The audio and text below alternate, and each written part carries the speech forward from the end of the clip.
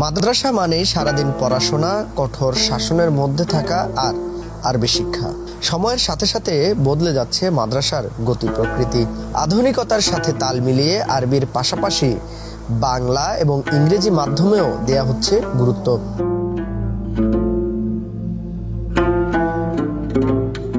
মাদ্রাসার শিক্ষার সাথে যুক্ত হয়েছে খেলার মাঠ, কম্পিউটার ল্যাব, জিমনেশিয়াম সহ নানা সুযোগ সুবিধা। এই শিক্ষা খাতকে এগিয়ে নিয়ে যাচ্ছেন দেশের স্বনামধন্য দায়ীগণ। আমরা মনে করি যে উম্মার কাঙ্ক্ষিত পরিবর্তনের জন্য সোনালী যুগের শিক্ষা ব্যবস্থা ফিরে যাওয়া ছাড়া উম্মার কোনো পরিবর্তন সম্ভব না। এই জন্য সর্বজনীন শিক্ষা ব্যবস্থা প্রয়োজন।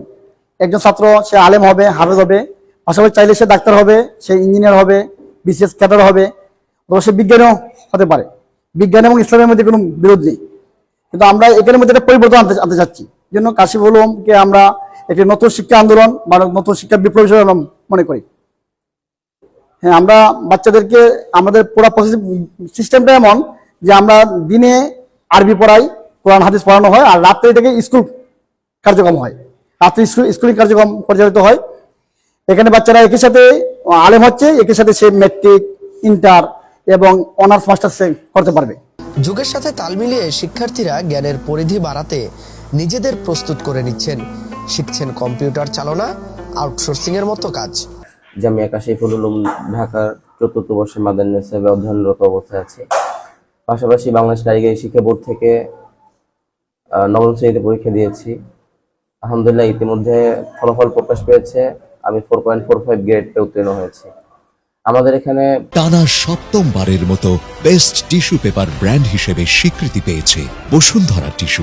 আলহামদুলিল্লাহ আমরা আরবি শিক্ষার পাশাপাশি জেনারেল শিক্ষা, কম্পিউটার ল্যাব, এখানে আমরা আছি। এখানে আমাদের জিম করার জন্য জিম সেন্টার আছে। পাশাপাশি খেলাধুলার জন্য যথেষ্ট সুযোগ সুবিধা পাচ্ছি। আমরা চাচ্ছি যে বাংলা আমাদের যে পড়াশোনা, আমাদের যে মাদ্রাসার যে সিস্টেম আমরা যুগ যুগ ধরে যেগুলো দেখে আসছি, এগুলো যাতে না থাকে। আমরা চাচ্ছি আধুনিক একটা শিক্ষা ব্যবস্থা। মাদ্রাসায় পড়াশোনা করে শুধু মসজিদ, মাদ্রাসা ভিত্তিক চাকরি নয়, শিক্ষার্থীদের অংশ নিতে হবে রাষ্ট্র পরিচালনায়।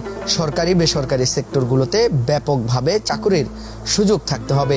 এছাড়াও পরলৌকিক চিন্তাধারা রেখে কাজের সুযোগ পেলে কমে আসবে দুর্নীতি। মাদ্রাসায় পড়ুয়া ছাত্ররা আপনার ম্যাজিস্ট্রেট হচ্ছে, ডিসিএসপি হচ্ছে, প্রচুর আছে আলহামদুলিল্লাহ। আর এটি যুগের প্রয়োজনীয়। অবশ্যই যারা মাদ্রাসায় লেখাপড়া করে তাদের নৈতিকতা, ধার্মিকতা তাদেরকে বাধা দেয় কোনো দুর্নীতিতে লিপ্ত হতে।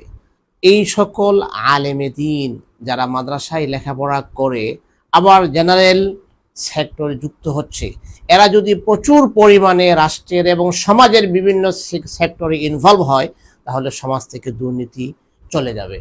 শুধু নিম্নবিত্ত, মধ্যবিত্ত নয়, বর্তমান সময়ে উচ্চবিত্তরাও তাদের সন্তানদের দিচ্ছেন মাদ্রাসায়।